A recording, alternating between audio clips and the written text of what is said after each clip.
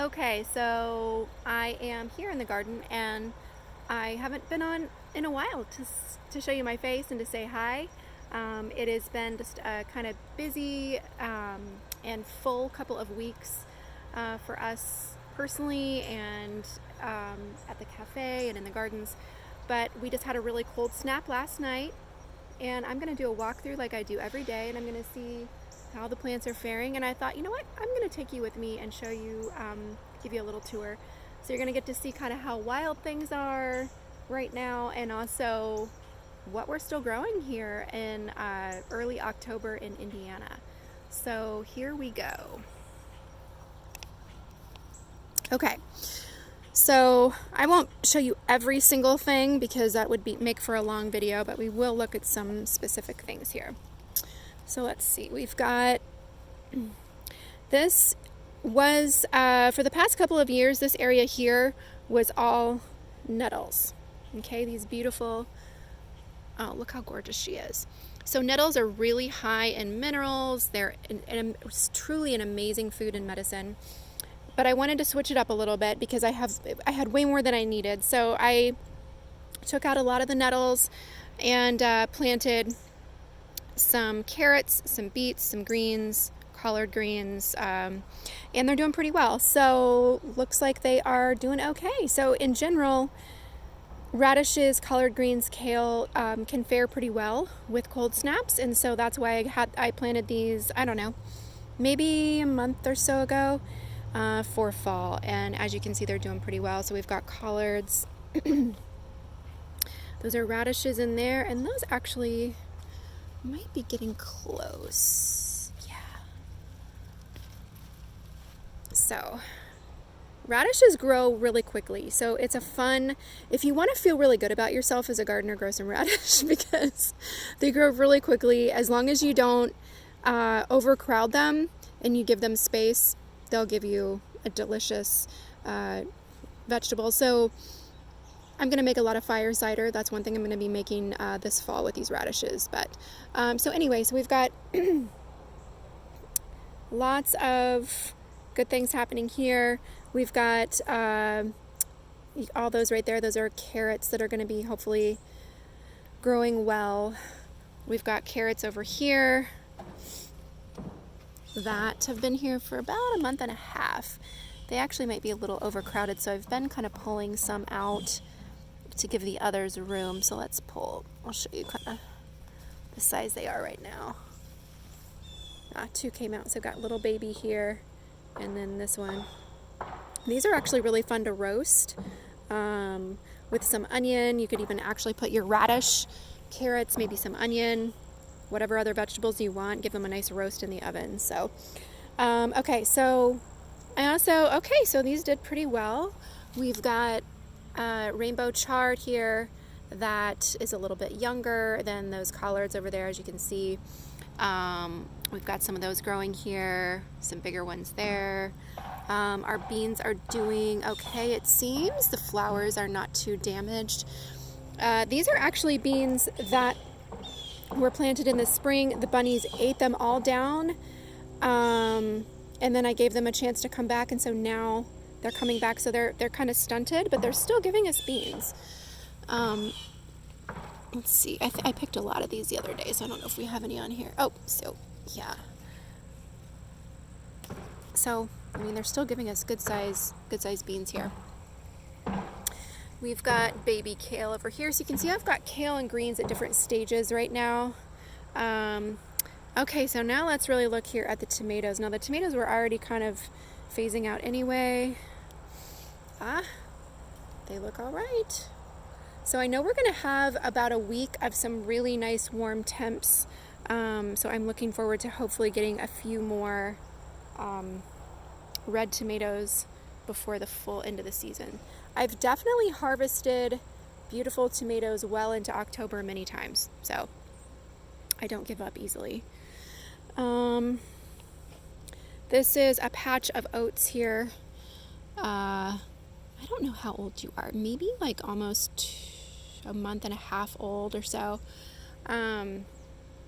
So, and that's a cover crop, so it's basically pulling nutrients up into the soil here. This soil was very weedy, and I've always had issues with this area of the garden, and so I planted a cover crop just to kind of give it a rest from growing other things. And the roots will kind of go way deep and pull nutrients up. And then hopefully we'll get to harvest some oats at the same time. So as you can see, you can definitely still grow beautiful flowers into October here in the Midwest. These did just fine. So I find that zinnias are very hardy and can withstand both heat and cold. So I grow zinnias every year. They're pretty easy. They're delightful. We decorate the restaurant with them, and mostly they're here for the pollinators, for the bees. So you can see we've got plenty over here too. And then this is actually a Mexican sunflower. Absolutely gorgeous. So, okay, so let's take a look here. This is a very crude covering. I know that I didn't put a lot of effort into this. I had the kids with me last night when I did this. They were hungry, so I quickly just threw something over my cilantro, and it's doing okay. Awesome.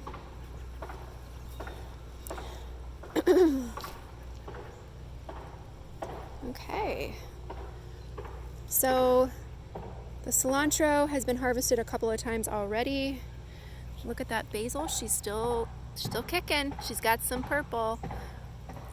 Bruising, some, the cold got to her a little bit, but she's still kicking. So, and then we've got beans there. I will say the beans do pretty well through the cold. You can tell that the flowers here are still okay. Still got beans growing. So, and these are all beans here with some radish in between. And this is just a theory I have, and I've seen others talk about it that are way more of an expert than I am. The companion planting, when it gets into the cold season, they can kind of shield each other from the cold. So like down here we've got radish that I could probably harvest any time now. But I left it in knowing that the cold was coming, because it's kind of like, they're kind of just covering each other and huddling together. So when the cold snaps come through, they fare better. So that's a theory I have. I think it's working. So the calendula is still doing okay. Here we've got another example of companion planting. So we've got collard greens, kale. Kale's doing really nicely. So, and then more oats. So we did some cover cropping kind of between some things there. And then I've got tomatoes that are volunteer. I think they're probably going to give me some baby tomatoes. But they're shielded, right? So they're kind of covered from the extreme cold by the oats and everything else. So I think that's a nice little thing I've discovered. And of course, I didn't even plant those there, so it's very little work for me. Anyway, okay, so another crude covering here, but I did just gently cover up the peppers. I harvested a ton, but then there were still some babies that really weren't big enough to harvest, so I still wanted to give these peppers a chance. And it looks like they're all right. Their growth might be stunted a little bit because of the cold, but let's see. Yeah, we still got some peppers in there, so we do what we can. Still got tons of tomatillos that need to come to full maturity, and those I don't cover. I'm just kind of let those fare for themselves. They're volunteers. They come up every year, and I let them kind of figure it out on their own. Okay, so uncover her. We've also got some companion planting happening here. Pardon me for the crude camera work here. Carrots, radish, kind of just got rotating carrots and radish in and around the peppers, knowing that we'd be pulling the peppers out, here in the next couple of weeks. That way we've still got you know, we've still got some food growing here in this area. So got another area here. This one's kind of a mismatch of, we've got Tulsi, we have beans, we've got calendula, I've got a yarrow that I need to transplant there. Got some dandelion I will be digging out for the roots this fall. Okay, I'll show you one more area here.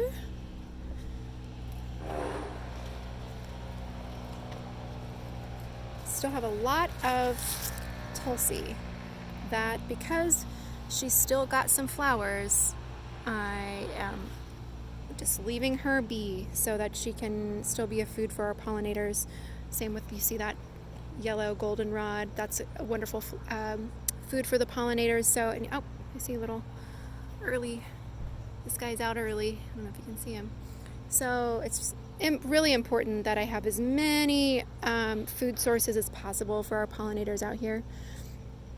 So again, the calendula is just such an amazing, you can eat her as an edible flower. She's got amazing medicinal qualities too.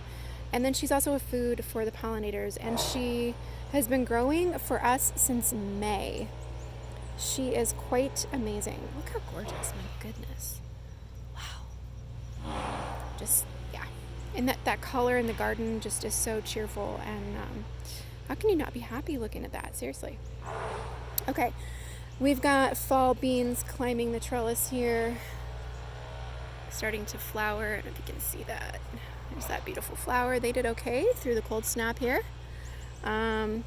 So we're going to have beans growing all up this side of the trellis, and then this side is kind of finishing out here. So we've still got some beans growing.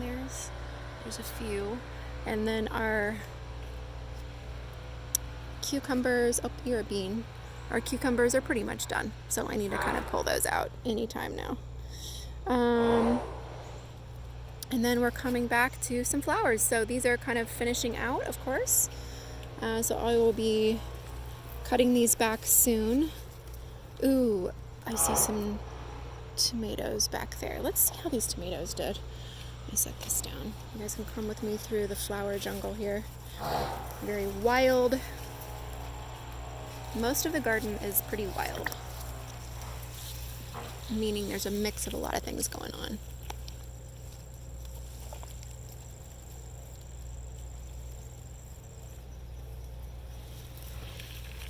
Ooh, there's another one. Hello. Oh. Oh, man. So these are doing okay. They did well, and I seriously think that part of the reason is because they're covered, right? They've got all this, it's like a blanket for them. It kind of shields them. There's warmth that comes off from the other living plants, and they shield each other from the cold, and there's a little bit of warmth coming from each other there. Okay, so I've got a lot of, like, I don't know if you can see, those are green beans, or sorry, green onions back there that I need to harvest. So yeah, we've got carrots, we've got radish, we've got tomatoes, we've got plenty of beans, plenty of greens. Still my beautiful lobelia, the grandmother of the garden, showing her off her gorgeous color. Look at those tomatoes. Those were just volunteer. They will give us the really tiny baby, sweet little tomatoes. I forget what they're called, but they pop up in the garden every year, and so I just gave them a little bit of support, letting them go to town. And then again, more flowers, because why not? They're gorgeous and the bees love them. And we want to support our beautiful, not just the bees, but all the different pollinators. So yeah, so there we go. We fared okay through. It's very loud. Somebody's doing something over there. We fared okay through this cold snap, not too bad. And let me turn it around so you guys can see my face. So we fared okay, not too bad. And I thought I'd just take you along. So I do these walks through my garden every day. It's very rare that I would miss a day. and I always like to check to see how they're doing, what's going on. It's a way for me to connect to my garden. It's honestly a bit of a stress reliever. It gives me a chance to kind of just feel gratitude. That's one big thing, is I feel immense abundance and gratitude when I'm here, and man, those are good things to have in your life. So thanks for coming with me on this tour. I hope you're doing well, and I hope that you have a lot of good happening in your life right now, and I'm sending you lots of love, and I'll see you soon. Bye.